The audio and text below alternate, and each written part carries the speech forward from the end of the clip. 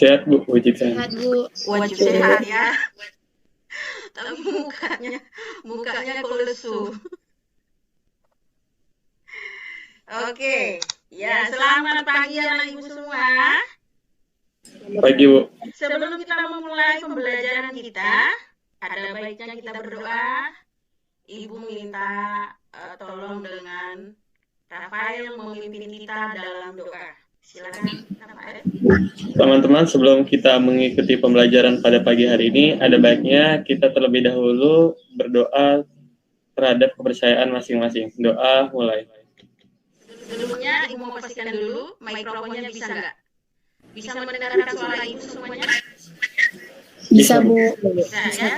Selama pembelajaran ibu berharap kamu on kamera, sementara untuk mikrofon dibuka seperlunya saja.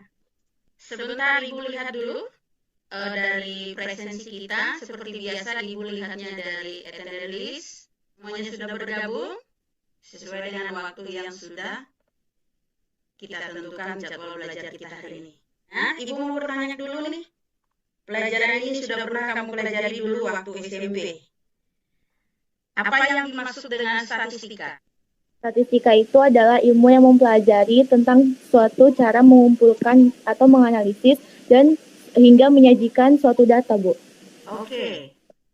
Yang sudah disampaikan kita itu benar bahwa statistika adalah suatu ilmu untuk menata, menganalisis, menginterpretasikan semuanya, merencanakan, kemudian yang materi kita hari ini adalah modus data berkelompok. Yang menjadi fokus kita hari ini adalah apakah tujuan daripada pembelajaran kita hari ini. Melalui kegiatan pembelajaran daring menggunakan model Problem Based Learning atau PBL, dan yang terakhir adalah peserta didik terampil dalam menyelesaikan masalah yang berkaitan dengan penyajian data hasil pengukuran dan pencacahan dalam tabel distribusi frekuensi dan histogram dengan konsep modus. Pada suatu hari, ibu guru memberi tugas kepada peserta didik kelas 12 IPA 1 untuk mengukur berat badan di rumah masing-masing. Data yang diperoleh dari hasil pengukuran tersebut adalah sebagai berikut.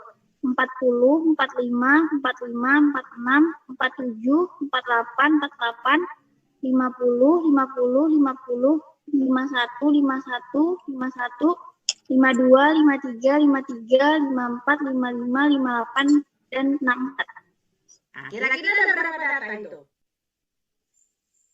Coba. Ada berapa orang yang diukur berat badannya? 20 ya, 20. Oke, ada 20. Pertanyaan Ibu, apa yang bisa kamu simpulkan dari masalah yang Ibu sampaikan ini, yang Ibu tayangkan ini? Kedua, bagaimana caranya jika data ini disajikan dalam berbentuk histogram ataupun tabel distribusi? Dan kemudian, dapatkah kamu menentukan langkah-langkah proses mencari modus? Oke, untuk menjawab permasalahan yang tadi, anak ibu bergabung di dalam kelompok masing-masing. Ya. Kelompok 1 stay di main room ini. Kelompok 1 kemarin siapa ya? Oke, jadi kelompok 1 stay di sini. Kelompok 2 akan pindah ke room 1, kelompok 3 akan pindah ke room 2. Kelompok 2 sudah lengkap? Kelompok 3? Sorry. Baik, langsung keluarkan LKPD-nya. Bu. Dengarkan instruksinya. Nah, silakan yang kamu harus kerjakan dengarkan baik kelompok 1, 2, dan 3. Nah, pada saat kamu berdiskusi, kamu akan berdiskusi secara berkelompok mengerjakan yang ada di LKPD.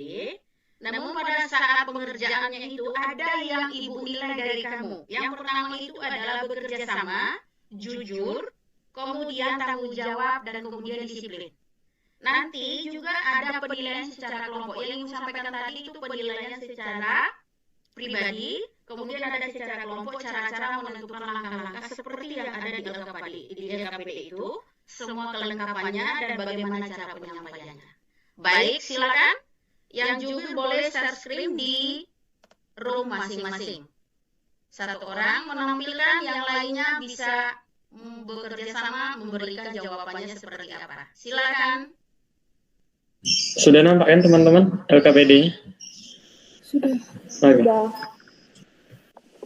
Oke. Kan misalnya batas atasnya itu A. Berarti batas bawahnya itu kan ya selisihnya kan? Itu yang XI sama dengan BA tambah BB itu rumusnya? Oh, Mas. Iya, titik tengah. Ah. Ini nilai tengah. Oke. Kita lanjut ke LKPD tadi. Tadi nomor Iya. 1 gimana? Kan dia di tengah Berarti itu. ini Bukan di kelasnya yang 50 sampai 54 dong. Nggak tahu, sama nggak sih? Iya. Iya. Langsung ada Mungkin. Mungkin. Ini nanti yang dipresentasiin bukan? Oh, jadi kita taruh di samping dulu aja ya. Iya. Dari atas. Berarti modusnya Taruh di aja dulu di sini enggak? iya, modusnya di Oh, iya. bukan Untuk dua. note samping. Kalau besar modusnya pasti cuma Oh, satu.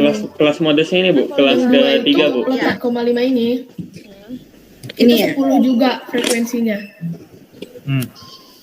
Berarti kan nanti mau berapapun itu, Oke. mau pakai yang ini, mau pakai yang ini, pasti hasil modusnya sama. Cuman kalau ditanya Masih nampak di mana, ada dua. Ada peserta didik kelas 12 MIA 1 untuk mengukur berat badan di rumah masing-masing. Jumlah Data yang diperoleh dari hasil pengukuran tersebut adalah sebagai berikut. 40, 45, berarti dari 17,5, 18,5, 19,5, 20,5, 21. Oh ya.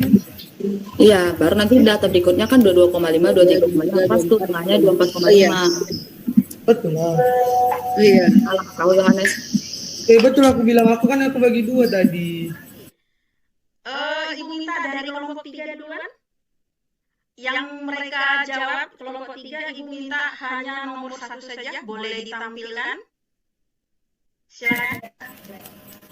Oke, dari data berat badan ini, itu kita dapat modusnya pada kelas interval 50 sampai 54 karena pada interval kelas ini dia memiliki frekuensi yang paling banyak. Saya dari kelompok 1, terima kasih atas kesempatannya. Kali ini saya akan menjelaskan hasil diskusi kami. Histogram pada gambar berikut menunjukkan data usia karyawan bagian keuangan di perusahaan X dengan histograf sekian. Hitunglah nilai modus dari data histogram di atas. Modus terletak di kelas interval yang memiliki frekuensi terbanyak. Modus data terletak pada kelas interval 29,5, itu kita lihat dari data histogram dengan frekuensi yang paling banyak, yaitu 11. Apa kesimpulan yang kalian dapatkan? Silakan. Cara menentukan langkah-langkah menentukan modus pada data berkelompok. Nah, jadi yang pertama itu sebelum kita menentukan modusnya itu kita harus tahu dulu dia berada pada kelas keberapa modusnya itu. Nah, caranya itu kita bisa melihat dengan frekuensi yang terbesar. Maka itu adalah kelas modusnya. Dapetin tepi bawahnya tadi kami kurangi 27,5 dikurangi 0,5. Kalau menurut kami sih nggak perlu dikurangi lagi ya, karena kalau misalnya udah ketemu ini antara 24,5 dan 29,5 itu sudah berupa tepi bawahnya. Berbeda dengan tabel distribusi frekuensi seperti ini tuh belum tepi bawah, ini masih berat bawah, berat atas, jadi masih harus dikurangin 0,5 ataupun 0,05 untuk menjadi tepi bawah. Sedangkan pada histogram ini, misalnya ini antara 24,5 dan 29,5 ini sudah diketahui, itu dia sudah berupa tepi bawahnya. Berarti itu kan, berarti kan memang tadi salah kayak gitu. Gak bisa kayak gitu atau nggak apa-apa, yang penting hasilnya sama. Tadi hasilnya sama atau beda? Tadi jadinya kami dapat itu modusnya berapa tadi Nat modus kita? Sama. Sama. Tapi caranya kita sama nggak sih tadi? Sebenarnya saya lihat beda ya. Kami kurangi 0,5. Padahal kalau kalian jelasin kalau histogram nggak perlu lagi dikurangin. Maaf, mau nambahin tadi kelompoknya Tami itu bisa kebetulan sama karena intervalnya juga beda.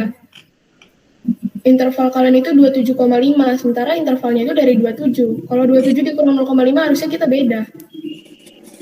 Intervalnya dari 27,5 dong. Dari 27 lah, karena kan tepi bawahnya.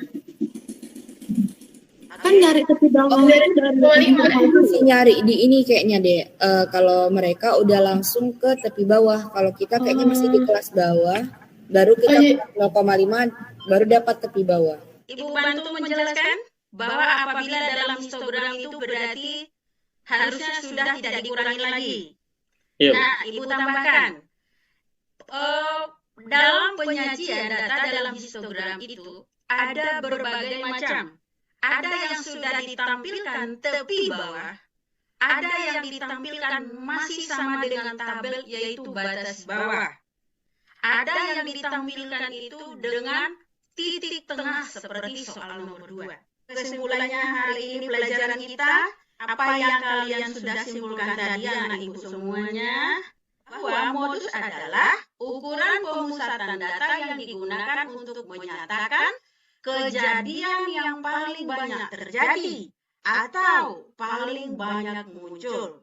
Sehingga modus data berkelompok ditentukan dengan rumus yang itu tadi, modus sama dengan tepi bawah kelas ditambah panjang kelas dikali dengan selisih frekuensi kelas modus dengan kelas sebelumnya dibagi selisih frekuensi kelas modus dengan kelas sebelumnya ditambahkan dengan selisih frekuensi kelas modus dengan kelas sesudahnya. Nah, untuk memastikan pemahaman kamu, apakah kamu sudah paham atau tidak, kita ada kuis dengan mengklik link like worksheet yang ada di chat. Silakan masing-masing bisa melakukan kuis.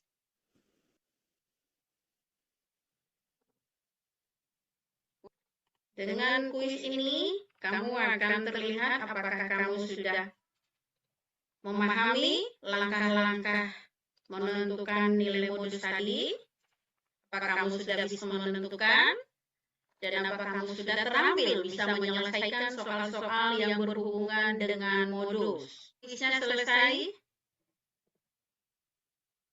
Baik. Ada yang nilai 100 kah?